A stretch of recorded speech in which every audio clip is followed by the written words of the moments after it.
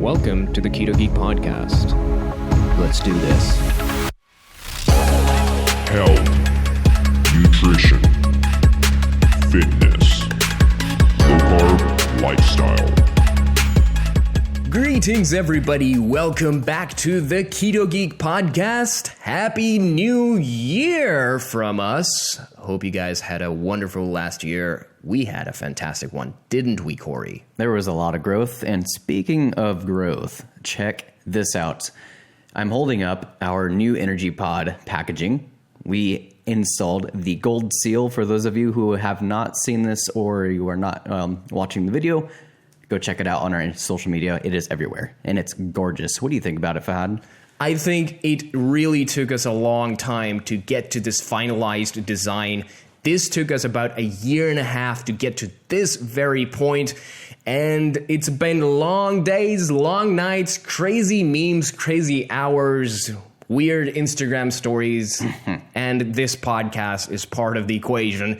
And I think it's been worth this journey. We had a lot of fun, and we look forward to the next year to creating an infrastructure that other companies can use. Like, they could literally use Energy Pods and rebrand it and create their own product, which would be really cool as well. So right now, this new design, ladies and gentlemen, is specifically available on our Ketogeek website. So pause this show and go buy some Energy Pods from there. It's because we are self-sponsored. Oh yeah, we're self-sponsored. We don't take sponsors.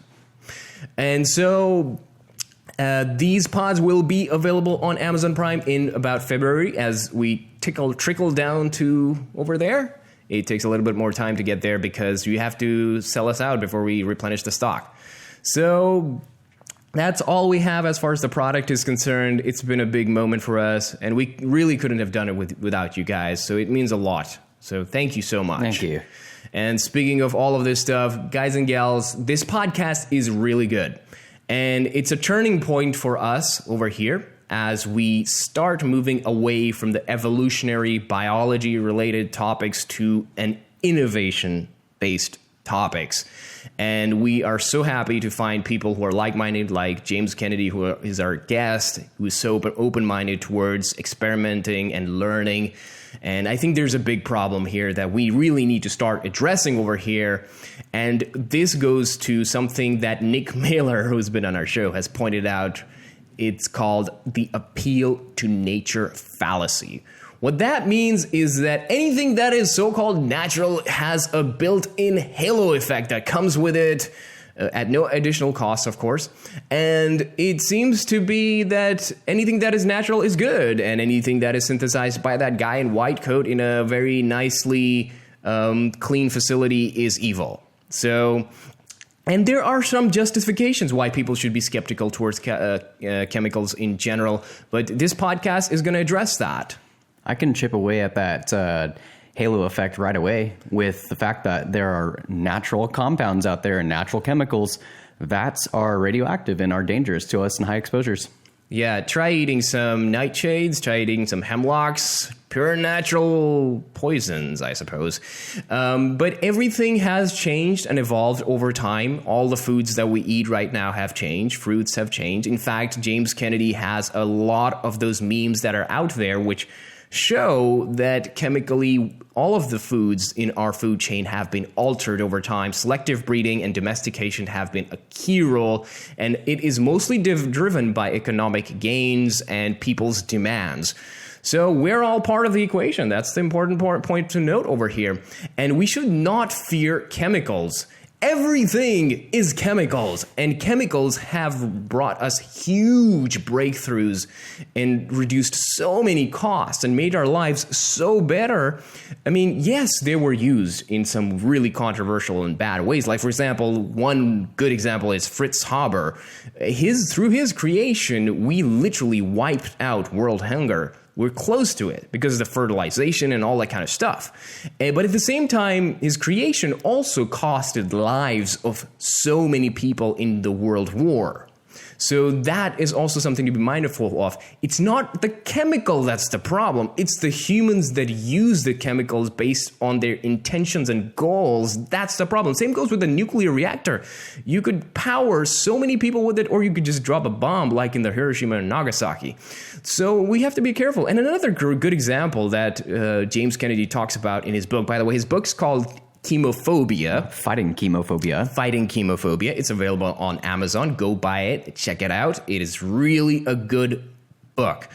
So he talks about fluoridation of water, which has really helped with tooth decay.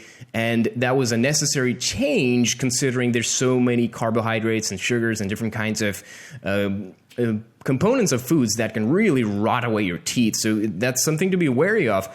And of course, there's also the other things like, for example, dyes that have been available to people that are also chemical based. My biggest one is the sweetener zealotry, which is so rampant. And I recently posted an article about it as well, where I posted this meta-analysis / systematic review, and I got some heat from certain people who I just don't think it's going to get to them. No matter what evidence you provide to people, there's always going to be that. Yeah, you're always going to get a rebuttal somewhere. Yeah, exactly. There's always going to be that appeal to nature fallacy everywhere. And I think of sweeteners as you're looking at the tail of the elephant in the room rather than the big elephant. I think that's a problem. Well, hold on. Isn't erythritol naturally produced in our bodies? Yeah, it's a metabolite inside our Holy moly. I'm going to die. Yeah, it's crazy. Yeah. It's a religion of craziness. So I think that's been practically all we have to say as far as all of this good stuff is concerned. Yeah. All right. So, ladies and gentlemen, this was a really good podcast that I recorded with James Kennedy, and it started initially with just checking out all of his memes. So, as it always. Yeah, memes are the language of the internet. It really is. So, yes, who is James Kennedy officially? Well, James Kennedy is a British-born author and chemistry spokesperson. Kennedy is a chemistry teacher in Australia who created the all-natural banana poster series. You can look it up on Google. Just Google it up. And you'll find out that it's a cocktail of evil chemicals. You'll think again before you eat the banana. Yeah. And he founded the Sincerely Chemicals Chemistry Outreach Initiative in 2017, which runs live workshops with journalists and healthcare practitioners that aim to improve chemistry communications between experts and the public.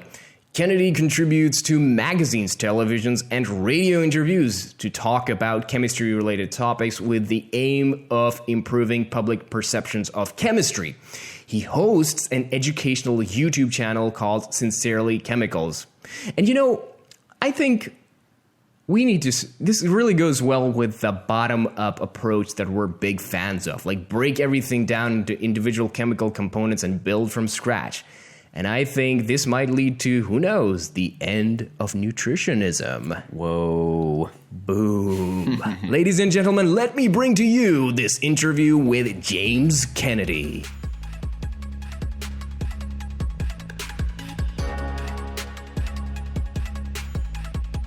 Got to be in school, and I chose the subjects I love, and obviously you narrow down. Did 4 subjects in my final year, as you do in the UK, and maths, physics, biology, and chemistry. Now, my chemistry teacher fell ill and had to take a year off, so for my final year I didn't really have a chemistry teacher, and that's when I realized, okay, if I want to get a good grade, I need to study chemistry by myself. So that's when I actually picked up the books, and I studied chemistry harder than anything else because I was afraid of failing. The whole class was afraid of failing because our teacher was in hospital. They sent subs in, of course, but it wasn't the same. So I was studying chemistry and ended up getting a really good grade in it. And I realized, wait, I actually had some belief in my own ability. I did better in chemistry than I did in the subjects where I had teachers. And that's when I realized, wait, if I study chemistry like by myself, I actually have this ability to do it. And that's when I sort of went down the chemistry route. Sounds great. And so now you actually teach chemistry. So what caused that to happen? That's a good question. Well, my love of chemistry came in the final year of high school. Then after graduation from Cambridge University, went to China. And obviously the number one job for foreigners who want to go to China is to teach, right? So I ended up teaching science there in international schools. So fell in love with chemistry plus teaching. But I've always had this passion for outreach as well. So I do believe that science should not be kept in the sort of confines of, journals and inaccessible language. It should be actually spread out to the taxpayers who pay for it, or the people, the consumers who pay for it and fund that R&D. It needs to be shared where possible. So I did feel that there was this kind of this knowledge barrier and a language barrier, and sometimes a paywall, a literal paywall between the science that people pay for and the public. And they are interested. And I have this kind of passion for connecting science to the public, and I've been doing that for years. So the chemistry plus the outreach plus the education led me into the whole chemophobia thing. I also teach most of the time chemistry in schools, and I do outreach workshops and stuff like this. And you started a blog too.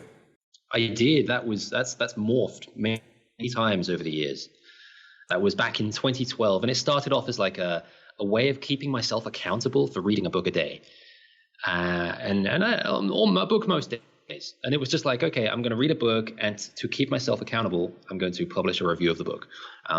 So I kept that up for like just over a year, and it went from a book a day to like a book every 2 days, and dipped in and out. But eventually, I then started working full time, and I thought, you know what, I need to be blogging about something else. I started blogging about science education. And then it morphed into the whole chemophobia thing. Now it's really a marketing platform for my Sincerely Chemical stuff, and the book, of course. Okay. So what prompted you to write the book? When did you decide, okay, this is the point, I need to put it into the paper? I was doing a webinar for the American Chemical Society. This is in August 2016. And that's, I don't know if you're familiar with them. It's a similar setup to what we're doing now, except for me, because I was in Australia and they were in, I think, DC, East Coast US anyway. It was 3 a.m. for me. And it was like lunchtime for them or something like that. So at 3 a.m., I was, hyped up, passionately giving this webinar. And at the end, one guy who was a publisher said, you need to put this into a book. So the webinar and the podcasts and stuff are things I've been doing for a while, but it's only at that American Chemical Society event that the guy said, you need to put this into a book. So that's when I started typing it out, did further research, got an editor, and there we go. Boom.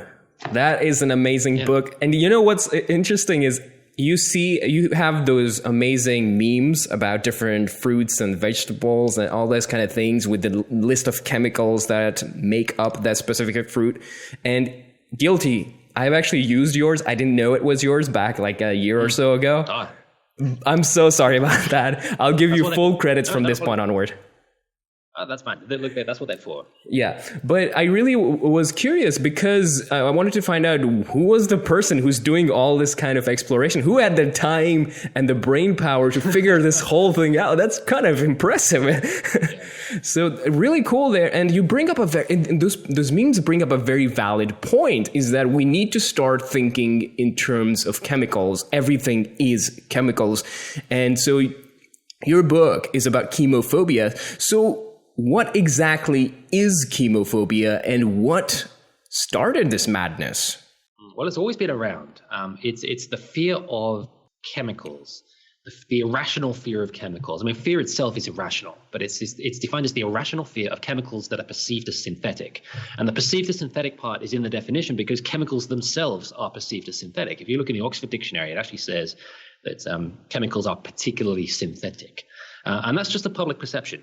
And it's a fact. I mean, scientists will often argue everything's a chemical, everything's made of chemicals, your body's made of chemicals. But the fact is, the public, when they use the word chemical, they are referring mostly to synthetic chemicals. And that's okay. That's totally fine with me.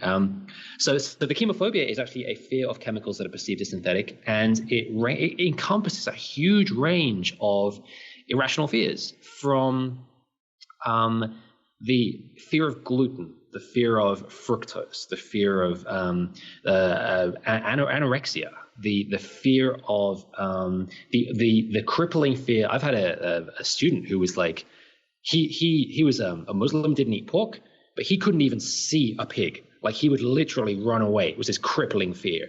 It's it encompasses a huge range of fear of cleaning products, fear of the trace pesticides that might be found on fruits and vegetables.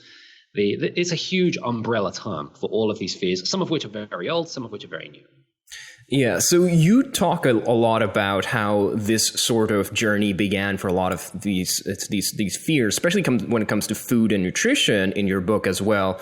And you talk about this whole naturalness preferences, and there was this, I'm looking at my notes over here, and you just talk about these different areas of the world where they just wanted to push natural, whole foods, just everything that is chemical is just evil. I think there was this in Sweden. I think that's where you pointed out in the book as well. Would you like to elaborate on that? In Scandinavia, yeah, they've always had this fascination with nature, but I just use that as an example because we all are connected to nature, right? We appreciate natural things, and there's certainly a space for humans to connect with nature. It makes us happier. It makes us recover quicker when you have green spaces in hospitals. It makes house prices go up. That's a big indicator that we enjoy and appreciate. We put a high price on green spaces. Hotel rooms with a park view are much higher priced than the other ones on the other side of the building, which have like a parking lot view, right? We do appreciate nature. It has value to us because it actually makes us happier and healthier. But the Scandinavians have had this love for nature, I think, particularly strong for a long time. And it's just this thing ingrained in their culture that the public access to open swathes of land has been a normal part of written and unwritten law, tradition, I guess, for centuries. Okay. It's just this deep love of nature. So that's where I start. One of the chapters in the book starts with that quite early on. Yeah. Love of nature. And how has it evolved into our 21st century right now? Do you think people are becoming more open towards chemicals, or are we going further back in time?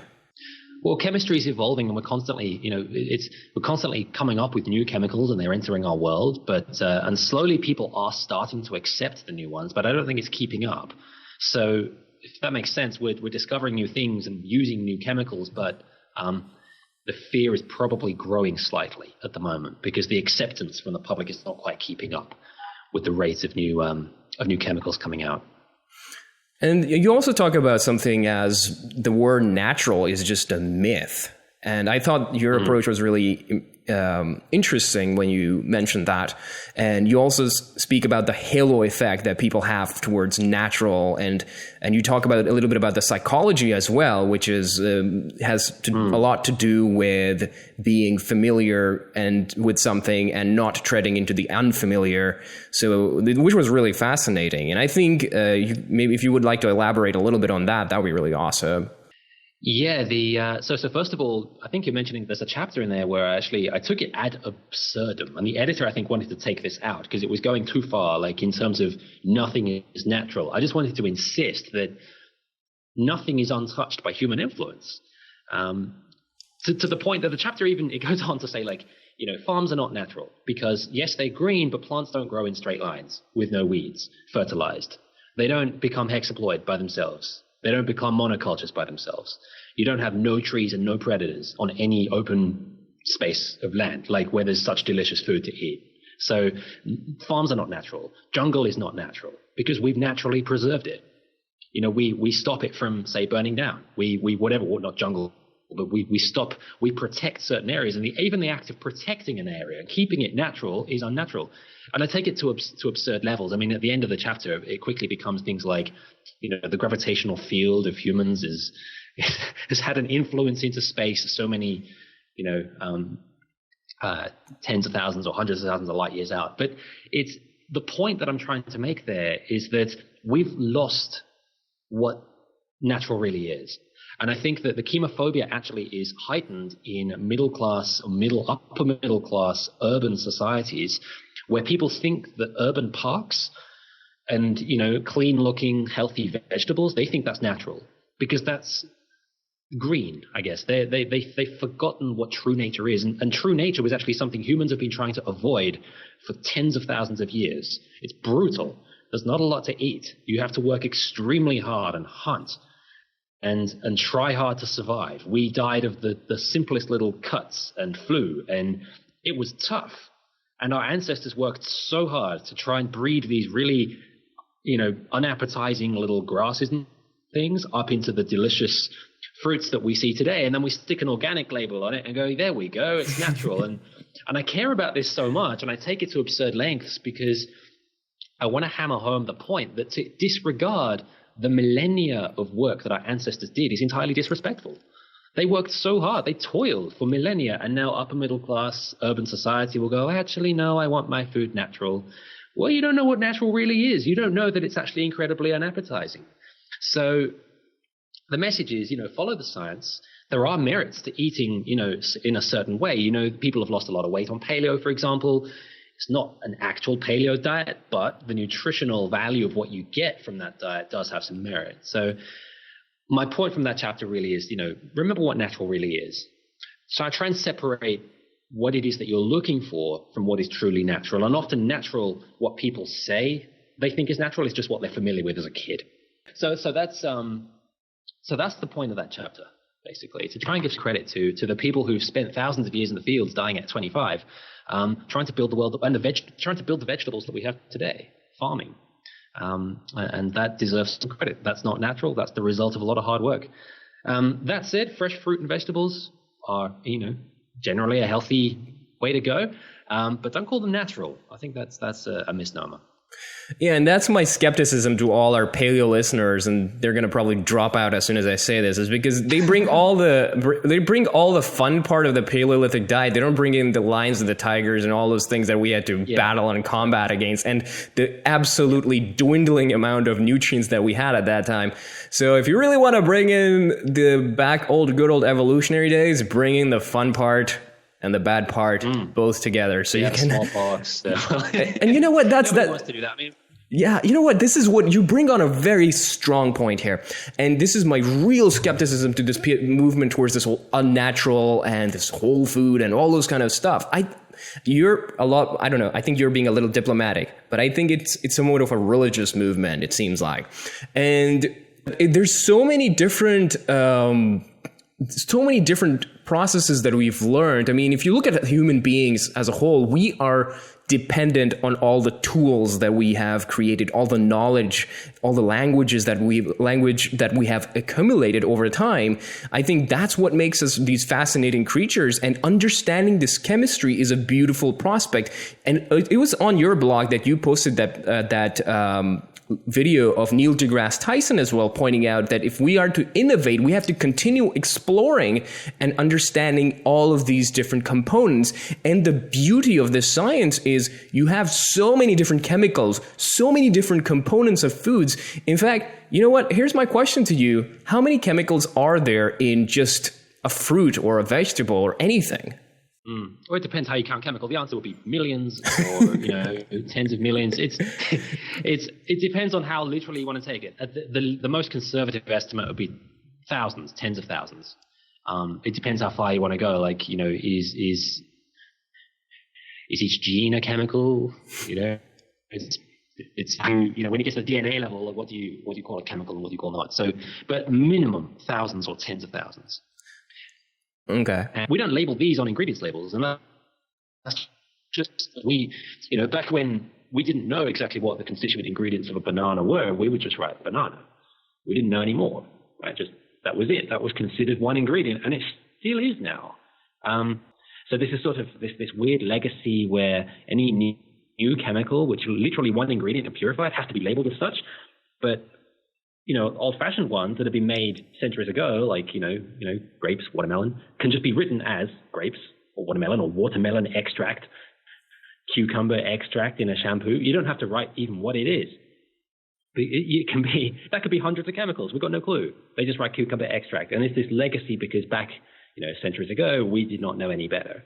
And we still label that way, which is interesting. It means you can hide a lot of interesting, potentially harmful natural chemicals under the word lavender oil, and you've got no clue really what's in it. Like it depends on where it was grown, the seasons, the extraction processes, all sorts of things. So there is this sort of mystery when you see a natural thing on a label. You don't know exactly what's in it. And my art just tries to show that. It is really art. It's not a scientific label. Every banana is different, by the way. Sorry, not genetically different, but compositionally there will be slightly different percentages of each thing in there.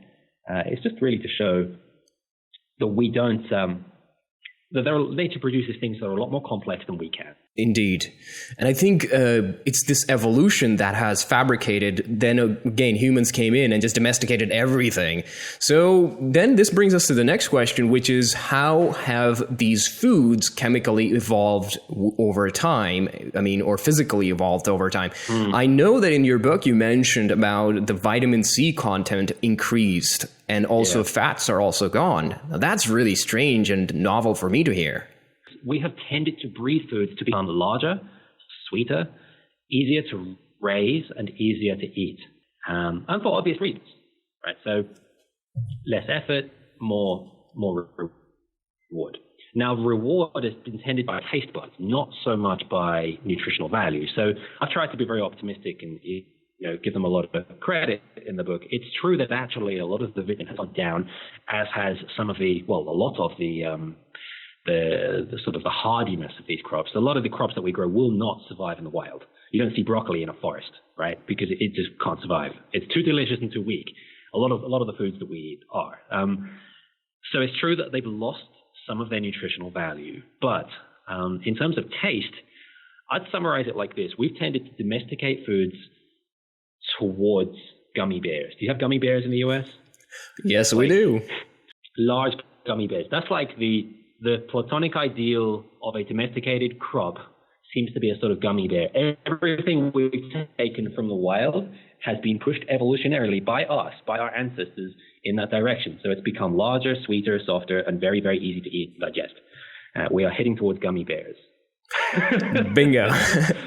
Yeah, you know what's funny is that we manufacture. I'm not saying that's a good thing, but no. What? Yeah, but what's interesting is that we make foods and we put like a teaspoon of our sweetener. Oh my God, you have committed the biggest sin on earth. But if you buy a fruit, which is practically a fructose bomb, oh, that's perfect. That's all natural. It's like, come on, guys, that's hypocrisy. Come on, that's not fair.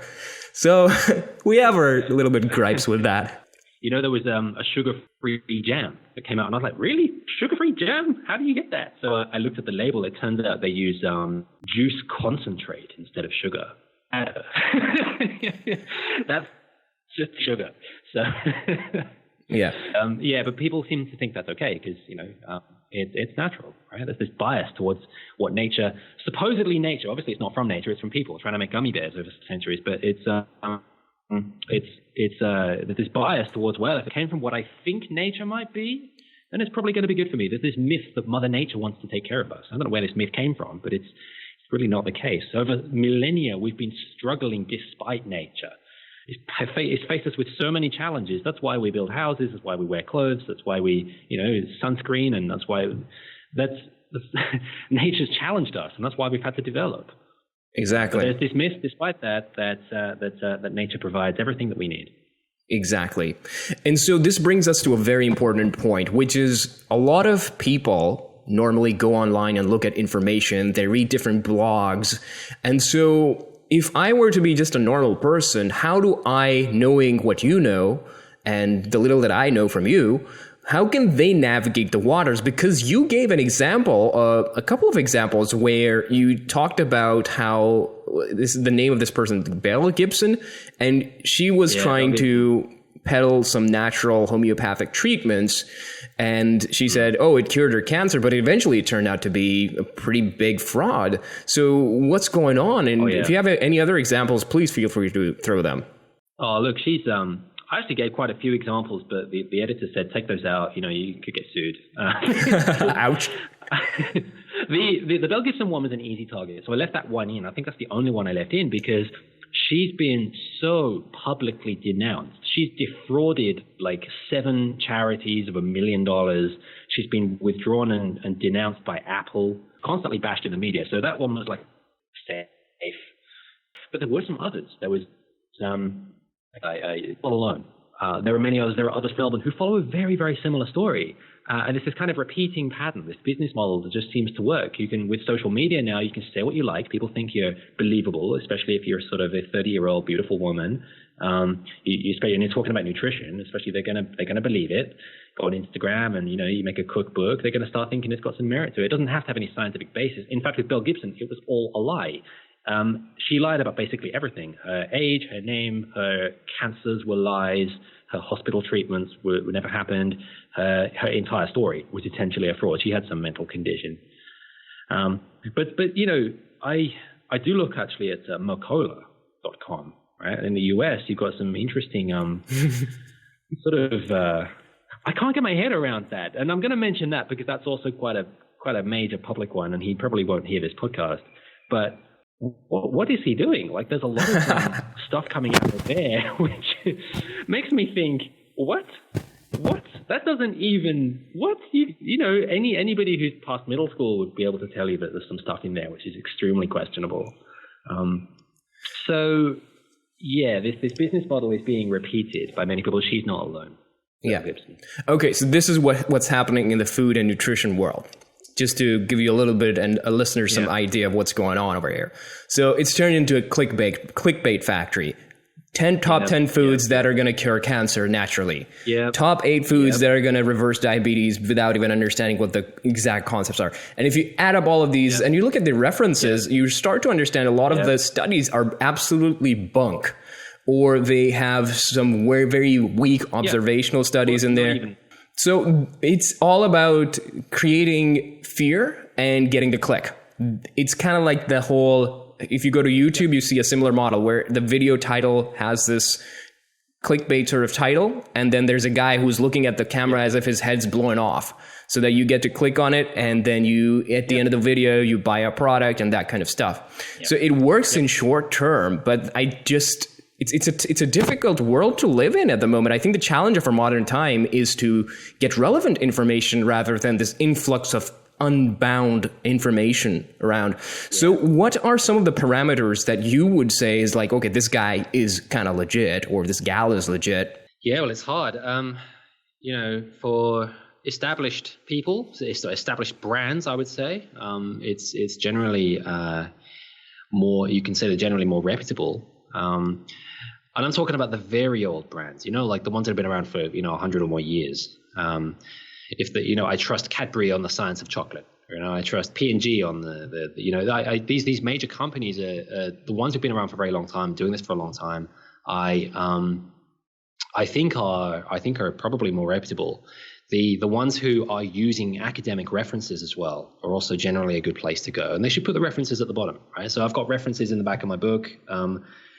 Where there are academic references, I've used those. If it's talking about people like Belle Gibson, there's obviously no academic references. I've just put news articles and blogs because that's all she has on her. There is no science to support her.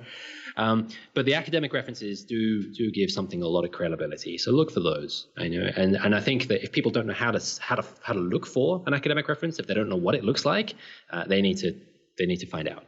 But that's generally a way to go. Trust the big companies. Trust the academic references. Be wary of people who are trying to sell you, these miracle quick fixes as well, right? These, these cure everything kind of, I'd say, big companies and and academic references. Yeah, and I've started to, like, when we started Ketogeek, I'm not going to lie, when we started our business, we fell into the whole sort of tirade as well, where, oh, look at this, we are the savior rebels with our natural and superfoods, we will save the world. But once you start delving into science itself, you start to understand that, it's a cumulative effort. We've spent years just understanding this. And there's other dynamics that we need to start focusing on. Like, one of the ones that I've hammered down on is something called protein. The satiating effect of protein. So a lot of people say, oh, protein is satiating. But if you isolate protein and you see the studies on isolated forms of protein in their pure concentrated form, there's no evidence for that. But once you add form and structure and those kind of properties to it, then it does seem to add that satiating properties. And then I point out that to a lot of the people who are like, all about that real whole foods. And a lot of them are very dismissive about that. And it's really alarming to see how that works. And so that's why it's really hard to find people like yourself who are like, okay, let's break this down into individual components and try to see what each and every chemical does. So do you have some favorite chemicals? Favorite chemicals? Legal. What can I say? Look, oh, of course. I've never been asked this question before. Let's go for azodecarbonamide. I've got a video actually. I'm about to upload today. It's on azodecarbonamide. It's a synthetic version of yeast, right? So yeast has been used for a long time to make bread and and beer and whatever, but it's and wine, but it's got its limitations, right? If it gets too hot, above like 40 degrees, it dies. And it only produces a sort of certain amount of CO2 bubbles. It's a living organism. You've got to handle it carefully. So they've made this synthetic one called azodecarbonamide. It's just a molecule which at 160 degrees goes puff like that. So you put it into your flour, and then you don't even need to worry about it overheating. You don't need to, you don't need to let the dough rise or anything. You just put it into the oven, and literally in the oven, it just goes puff, becomes gas. And then just it literally like inflates your bread like a balloon. Not a traditional ingredient, not something I've ever used or would ever really look for in my supermarket, but it's something that fast food and the industries have used. Now, to be honest, in itself, that doesn't sound particularly appealing to me. If I'm making bread, I always use natural yeast, just because that's the way I've always done it. That's the way my ancestors have always done it. I'm never really going to look for azodecarbonamide unless I'm just doing it once for fun as a science experiment to see what happens. But the science says that it's actually perfectly safe to eat in certain quantities. So the FDA in the US actually set limits on how much you can use. But why is it my favorite chemical at the moment? Because it got such a bad rap. It got attacked for no reason. Like there were petitions signed by these fitness bloggers like Bell Gibson and many more, asking the fast food chains to stop using azodecarbonamide. When for me, I think there are much bigger threats nutritionally in the fast food industry than azodecarbonamide. I think if you're going to attack the fast food industry, don't attack the azodecarbonamide. It's like there's a huge lion running towards you, and you go, wait, that lion's got like dangerous eyelashes on. It might tickle me. Damn, get it away. So yeah, I think they were really fighting the wrong target there. Now, what is the appropriate target to fight in the fast food industry? Well, that's up for debate, but it's a scientific debate, and it's certainly not azodecarbonamide. It's called zero harm, like literally zero harm in the literature. You would have to consume 20 billion kilograms of raw flour. Not even baked bread, because it goes poof in the oven. It literally would be 20 billion kilograms of raw flour to reach a lethal level. So that's why when he says it's my favorite chemical, that it's a classic. It's like this bastion of chemophobia. It's been attacked recently, and that's why I made a video on it. It's going to be uploaded later today. Yeah, what's funny is the biggest tragedy and irony. Is it irony? I don't know what it is, but it's the fun fact about all of this is you take something that has thousands of chemicals, and that's fine. But if it's an isolated chemical from that same plant or source, whatever it is, now we got some trouble going on. Now there's some brewing. We can't trust those humans. Those humans are notoriously evil. They are wearing that white lab coat. Nothing good is going to come out. It's all that corporate greed going on where we can't trust them. But I don't buy into that. A lot of people who are listening to this or who might be in this sort of low carb ketogenic sort of lifestyle or diet or fitness lifestyle, they'll think, everybody's out there to get them. But the reality is, it's a little bit more complicated than that. It's not as polarized. Human civilization isn't just, good and evil. It's not a movie. It's many different dynamics playing in together. It's all these affiliates, these networks, these educators, these companies. Everything works in synergy together. And just like you said, with the example of what's her name again? I have to go back to my Bell Gibson. Yeah. So she probably grew through a whole new network of affiliate marketers through different products, and they're pushing certain channels. So that's how it works. Yep. But yes, my analogy, similar to yours, is looking at the elephant in the room and saying that its tail is the biggest problem. So that's how I tell people about all of this stuff. Is there anything else you'd like to add over here? Regarding... So where do we get to? The satiating factor was interesting. I've just written that down. Like you said that the protein itself is not filling, but eggs are filling. Yes. Which makes me wonder, what's in the eggs that's making them filling? Oh, this is really fascinating. Yeah. Oh yeah, it's really fascinating. They did this one study, and I'll send you the reference, and they basically took viscosity as the interventional factor, and viscosity depends on the thickening agent. So they basically took isocaloric everything. They tried to make it as similar as possible with just being the thickener as the intervention, and they noticed that was able to slow down the gastric emptying rate, and that was able to further induce higher satiety and reduced hunger response. So more viscosity led to higher satiety. Is that right? Yes, that was because the eggs are incredibly viscous when they're cooked. Yeah, so that's the difference between eggs. That's very interesting. Yeah. So when I talk to a lot of these physicians or these real food people, I tell them, if you want to talk to the food companies, you have to start thinking of foods as a combination of different chemicals. Like an egg is an aerated emulsion of fats, water, and protein. So if you start thinking of it this way, then you'll get much farther and helping the food industry help you combat the chronic conditions that are going on right now. But if you focus purely on just pushing a macronutrient such as protein, well, there's science that says that it really doesn't do much. So that was my little bit of a gripe over there.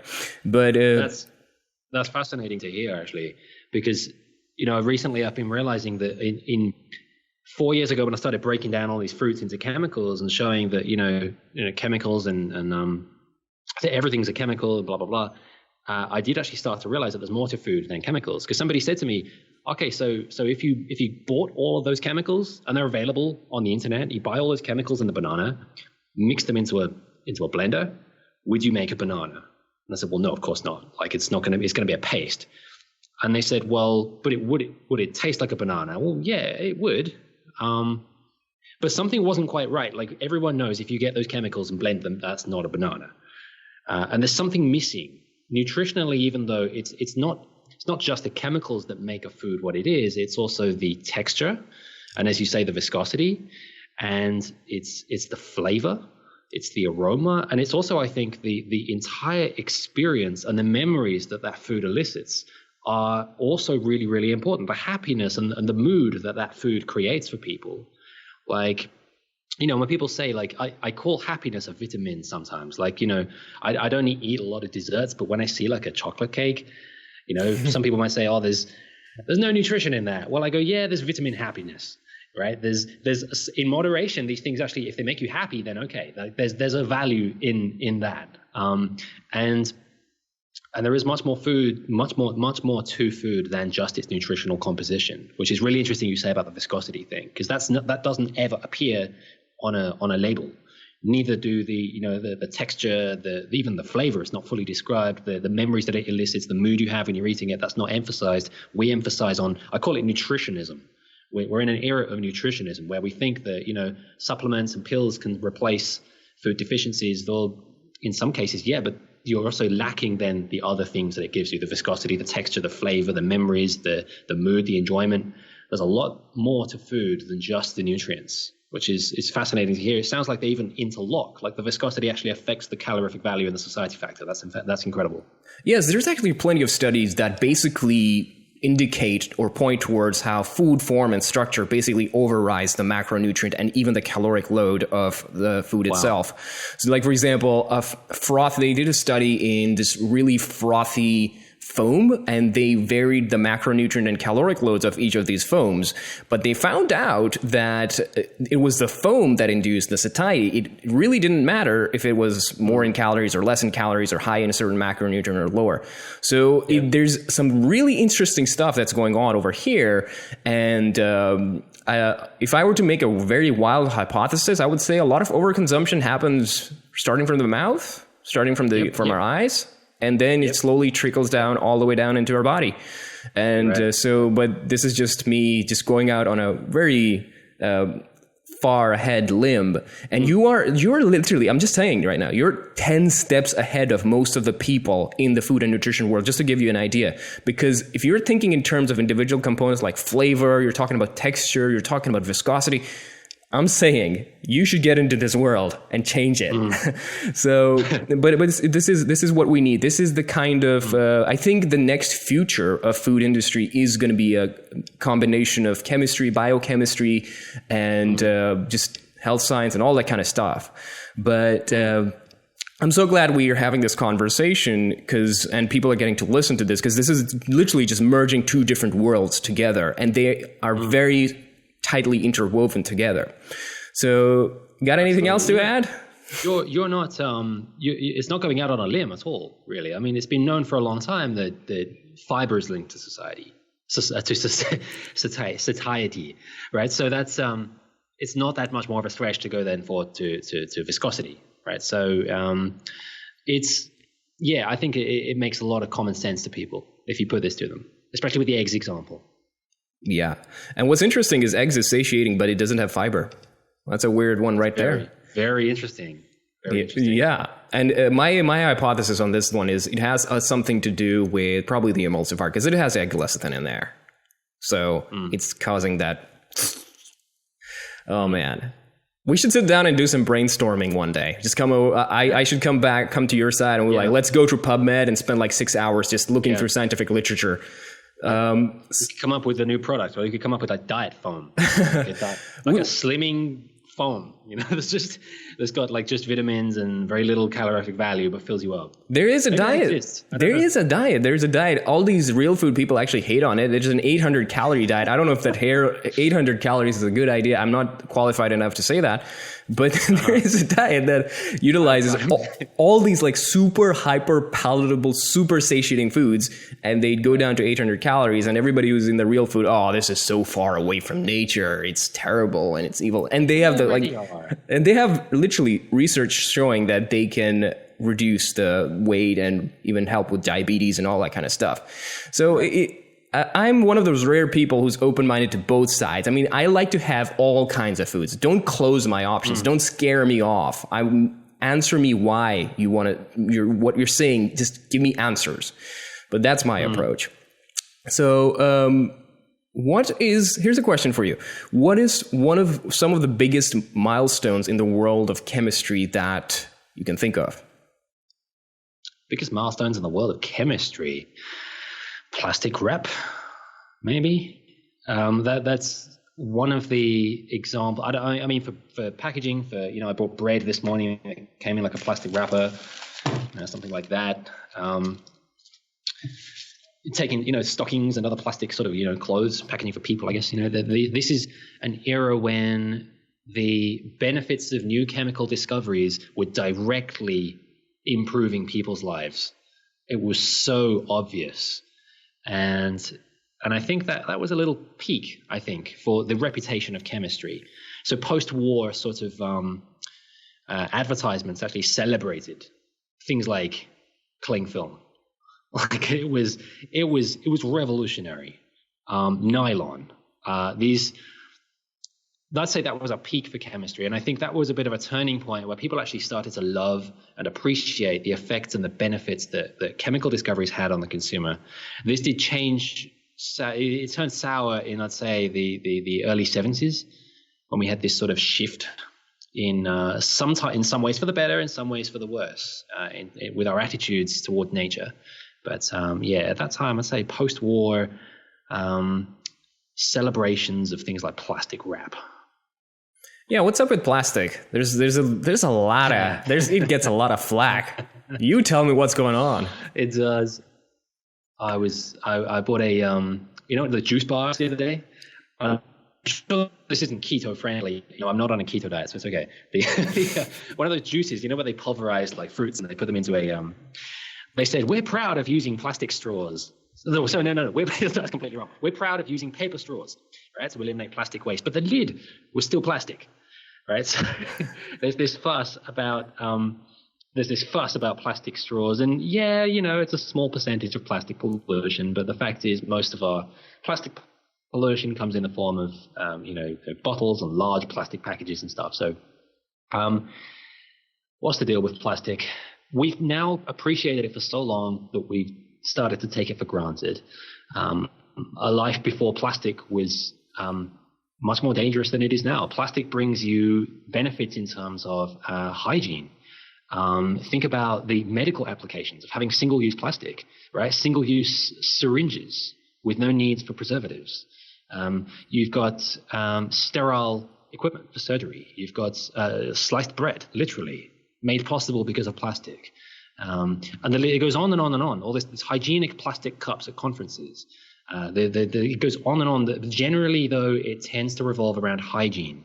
And the fact that what makes plastic so hygienic is the fact that it's single use, that we can afford to make it so cheaply, yet it's durable and it's single use. That's literally revolutionized the world in terms of hygiene. There is a side effect of that, and that is that, yes, it's starting to pollute parts of the ocean, which is terrible.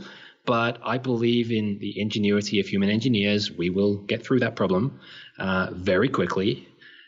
But let's not forget that plastic did the world 90% good before we found this 10% problem of ocean plastic. It's literally done humans so many favors. We can't forget that. But yes, at the same time, we do need to solve this recent problem. We need to maybe invent new plastics, biodegradable plastics, UV degradable plastics, or just clean up the ocean, or just use plastic in a more responsible way, start recycling it more, or maybe all of those things. But let's not forget, let's not demonize plastic, because for decades, it has literally changed the way we live. We've just forgotten that. So I'm interested in actually one of the things on my list to do is to actually remind people about how good plastic has been and to celebrate plastic. Before we demonize it completely, let's remember it did us 90% of good before it polluted the ocean. Yeah, I mean, a lot of people have throw the baby out with the bath water. I mean, kind of is a good analogy here, to be honest. But yeah, into the ocean. Yeah. So, I mean, I believe, I have a slightly bit of an engineering background, so I believe in improvements rather than complete dismissal. Yeah. So absolutely. So I do think that if we push for the movement, we can definitely make positive changes out there. And I think there's a lot of biodegradable stuff out there. But at the same time, I will say that I claim ignorance in this matter, as I don't have much research on what's up with the whole plastic and saving the planet stuff. So one of the really interesting topics you talked about is, for example, in schools. Like, there's not a lot of interest in chemistry. What's up with that? Very, very slowly declining. But I think what you'll find is that as a teacher, I'm seeing more and more of my students as a proportion are going into chemistry because it's a prerequisite for medicine. So they're attracted to medicine for obvious reasons. It's a centuries-old, well-revered profession. Plus, it's very well paid in Australia. There's a shortage of doctors, so they're attracted by medicine, and they see chemistry as a necessary prerequisite to get to medicine. They don't see chemistry as fun in and itself. They don't intend to be chemists either, or even chemical engineers. They want to get to medicine. Like, that's the only reason a lot of my students do chemistry. So yeah, I think overall it's in very slow decline, but the interest in chemistry itself is in rapid decline, and it's made up for by a rise in the sort of the push to medicine, which we're seeing a lot of kids go for now. So, as they always have, I guess. So, yeah. What's up with organic and not organic? What's your word or verdict? Organic is for me like halal. Like, it's just a different way of making food. I eat halal chicken when I'm in a Muslim country, and I eat organic food if I'm at an organic Sunday market. I don't really care. Like, I have no preference for one or the other. But let's not pretend that it's healthier. I mean, I'm perfectly fine with organic food. I've got friends who love organic food, who farm organically. That's if you want to do that, that's fine. It's a different way of life as a farmer. By the way, it's an incredibly different way of life. As an organic farmer, your business model is so different If you want it to be, you can go into local distribution, you can keep your seed, you can fertilize in special ways. You're more in touch with the land and with nature and with your animals. It's you're part of a sort of a more of a community rather than sort of at the end of these tentacles of corporations. It's a very different lifestyle and arguably a better lifestyle for some of the farmers who get involved.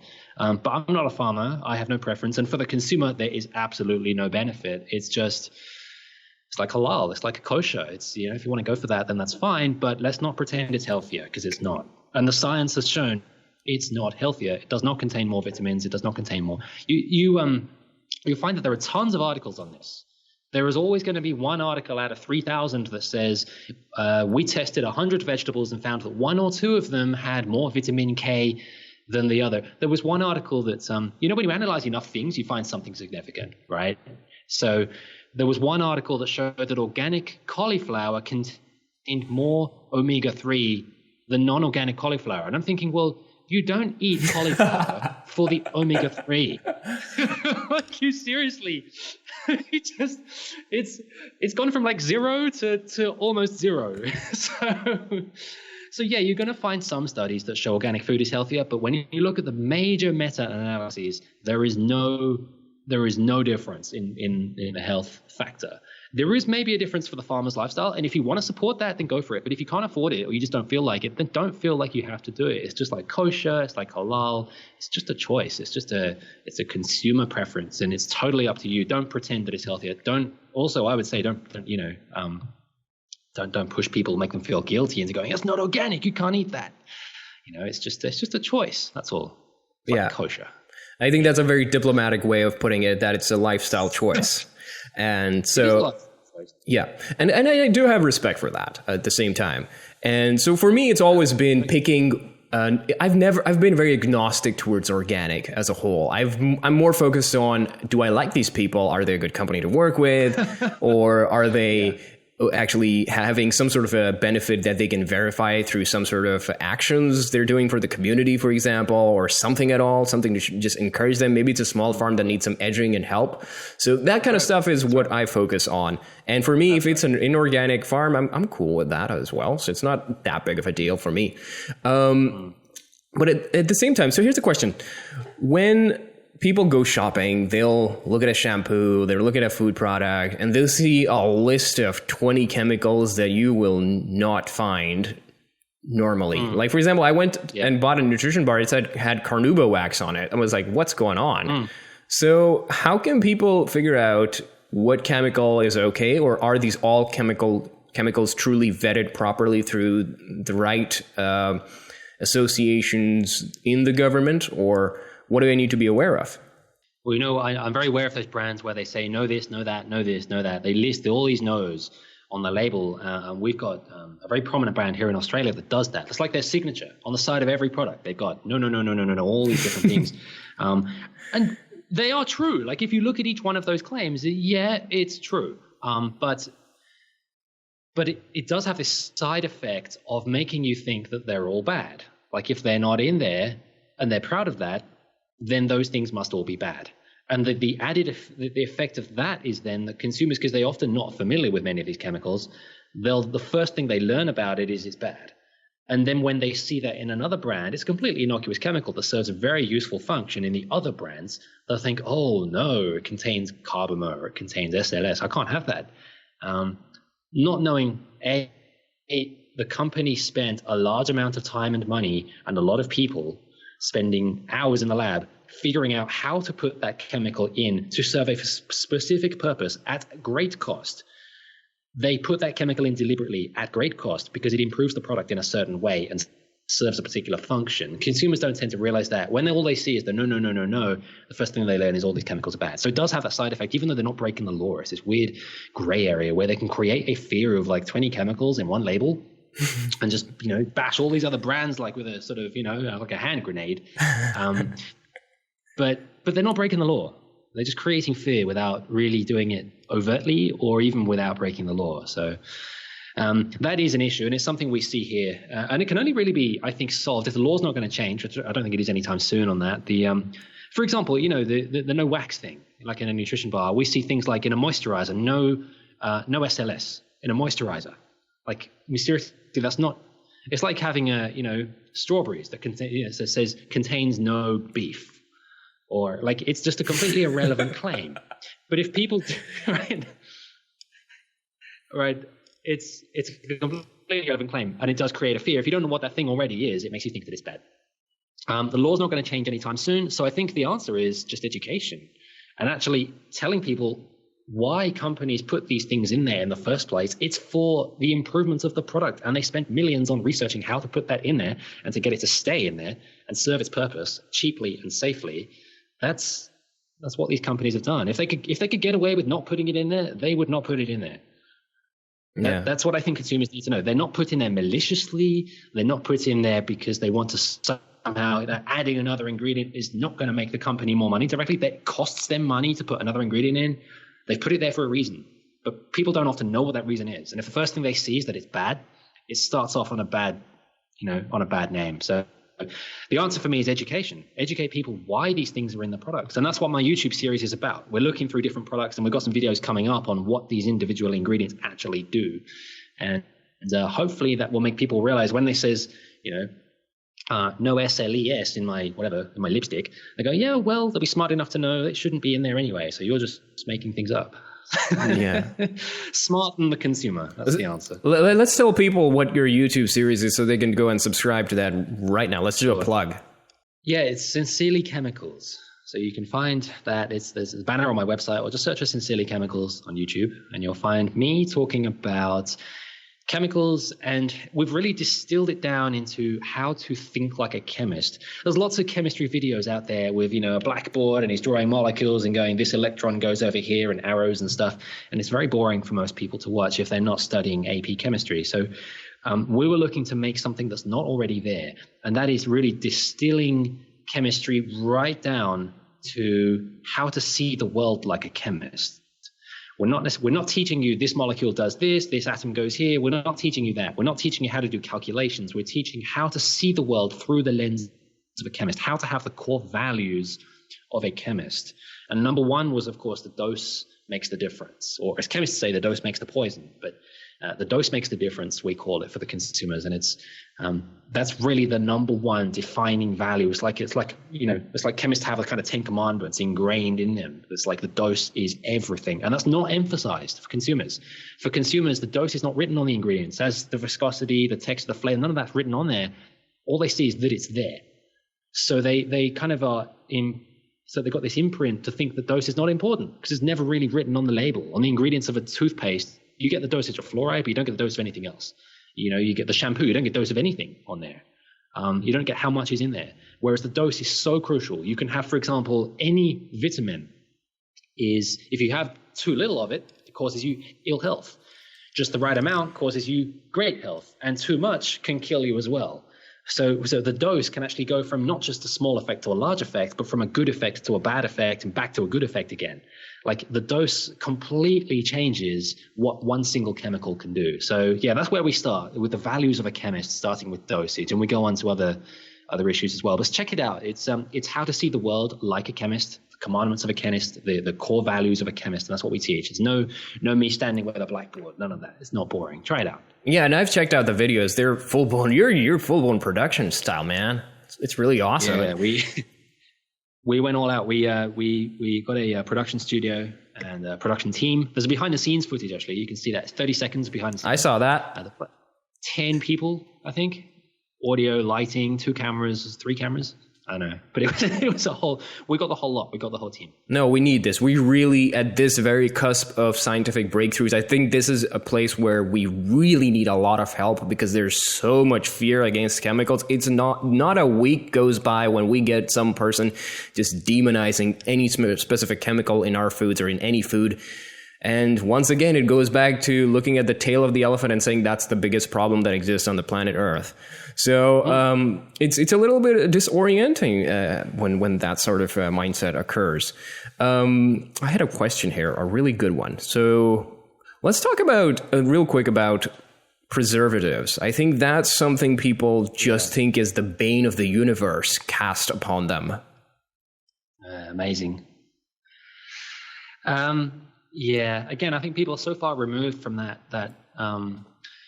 We've been trying to preserve food for a very long time. When we started farming was seasonal. You had to get through the winter and had to preserve food somehow, right? So we salted stuff, we dried stuff, we pickled stuff. And that's a form of preservation that changes the chemical composition in the food. The only difference was back then, we didn't know about the chemical changes in the food. We just knew it was changing somehow. But chemically, those foods are actually nutritionally changed when they're processed in those ways. We just didn't know. The only difference is now that we know. And if you add a chemical preservative, you can, like an antioxidant, for example, you can actually preserve all the other nutrients in there. So preservatives actually do a lot of good, but because we're biased and we think, oh, for thousands of years we've been drying and pickling and salting stuff, we just assume it's okay. I'm not saying it's not okay, but we do have this assumption that that's okay, and we have this bias against adding a chemical preservative because it's synthetic, it's new, and it's chemical, and it's added by somebody else, and we don't really know what it's for.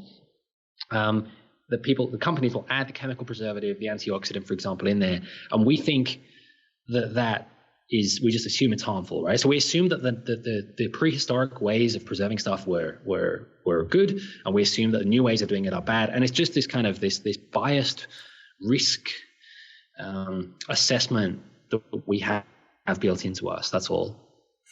Okay. Do you have any? Got to look at the facts. Yeah. Really. Do you have any? Preservatives do a lot of good. Yeah. Do you have any specific topics that you'd like to cover here, real quick, before I start wrapping things up? No, I don't think so. We've covered quite a bit of ground, I think. I don't think so. We have, yeah. Yeah. And your book is really fascinating. Like, for example, just going back a little bit about the organic, you said that if you don't spray them with pesticides, then they increase their secondary metabolites, which is really fascinating. And they just start evolving or upping their own defenses themselves. They're chemically changing themselves if you don't do it. So it's really interesting. Right. So what are some of the books or resources that you recommend people check out if they're newbies or they already know a little bit about chemistry? Yeah, there's I'd say, obviously, shameless plug, there we go, it's that one there. There's also, the book I'm reading at the moment actually is called Making Sense of Science, and it's really good. It talks about a lot of misunderstandings that people have, and it explains then the psychology behind it, and then uses that to sort of extrapolate into other issues which might be of concern to people. So one of my favorite examples was, in nature, most acorns become squirrels, not oak trees. That's the natural progression of an acorn, to become a squirrel. Right? It's the lucky ones become oak trees. And it just questions your thinking on a lot of things. If you look at the facts, it's called Making Sense About Science. And I've got some highlights from it. I've just got written down here. You've got the probability of a food recall is 7 times higher if the food is organic. Oh, snap. 99.99% of all the pesticides we ingest daily are of natural origin. The cause of early onset of puberty is more attributed to obesity than to chemical exposure. The leading cause of cancer is longevity. The most dangerous science is biology, not chemistry. Chemistry is the safest science. Among youths, the most dangerous science is psychology. More youths kill themselves than are killed by anything else. But biology is the most dangerous science. More people are killed by lawnmowers than by peanuts. And more people are killed by themselves than by lawnmowers. Yeah. How about this? This one I like. I'll give you just a couple more. In the US, smoking causes 10,000 times as many deaths as terrorism. Most American terrorists are Caucasian and Christian. The murder rate in the US is 39% higher than in Iran. And the murder rate in the US is double that of Iraq. Oh, man. Yeah. This is insane. This is build a wall and kick the Americans out. This is like sensationalism, clickbaiting. Double that of Iraq. Yeah, this is insane. Don't take my word for it. I've not given any references, but go and check it out yourself and see what you find. If I'm wrong, get back in the comments and Yeah. But that's what I've read in the book, and it's very well referenced. Making Sense of Science, and it's fascinating. It goes on and on and on. I won't bore you with it. Read it yourselves. But it's a fantastic book. That's just one I'm reading right now, which comes to mind. Okay. And so your books are on Amazon, correct? We'll put a link in the descriptions and everywhere, basically. Yeah, sure. It's quite expensive, but if you send me an email, I might be able to give you a little discount, see what I can do. But but yeah, the link's on Amazon. Yeah. And everybody, yeah. And anybody who's listening to this show, I've read the book halfway through, about 60% or so, and it's just screaming at you, guys, wake up. It's common sense, and it gives some really neat examples. And I think it will be a really nice game changer for when you interact in the future with other people. And I think people that listen to this podcast are really smart people, so they'll have a good time with that. Good. So yeah, man, it's been quite a conversation here, and hopefully we can move the conversation forward. Do you have any other people that you think are doing a similar job? Oh, absolutely. There's Belle Gibson. No, just there's an interesting guy. I don't know if are you familiar with Andrew Scarborough? Oh yeah, he's in our world. Yeah. Yeah, he's a very interesting character that I do follow, and I nearly put him in the book, and I thought. I took him out as well, just because, and I was putting him as like a success story of just to confuse things. And the editor said, like, this confuses the reader, this muddies your point, this makes it less clear, because I was putting him there as a contrast to Belle Gibson, where he actually decided to follow sorry, it's sunny, but it's raining on me. This is Melbourne. This is so weird. Anyway, I'll have to be quick. He muddies the water somewhat because he followed a chemophobic diet, and his cancer sort of seemed to go back into remission, and he seems to be healthier for it, which is very interesting. And he's actually very well trained in science, and he does lots of science work, and he's studied a science degree and things. So he's a really interesting one to follow. He'd be a good one to interview, actually. Andrew Scarborough. He's all over Twitter and the internet things as well, and LinkedIn. So I suggest, Andrew Scarborough. There's loads of others. There's John Entine, Kem Jobber, Chad Jones, the people who wrote Tomorrow's Table. What else?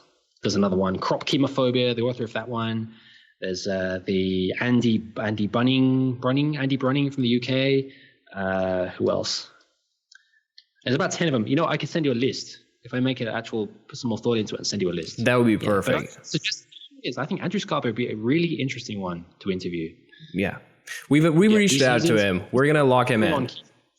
He's like ground insect flour, full on keto nutritionism. It'd be a good one. Yeah, I'm agnostic towards keto, to be honest, especially since I'm starting to understand there's a lot of other mechanisms that are in play. My goal is to help people and create good products, so it's relatively agnostic towards that. But yeah, so since it's raining over there, let's wrap it up. We've talked about the other people, but let's talk about the man that is you of honor. And so how can people find you? I know you have Twitter, and I know you have a website, a kick-ass blog as well. Yeah, Twitter, website, and you can find me at Sincerely Chemicals. Search on YouTube for Sincerely Chemicals.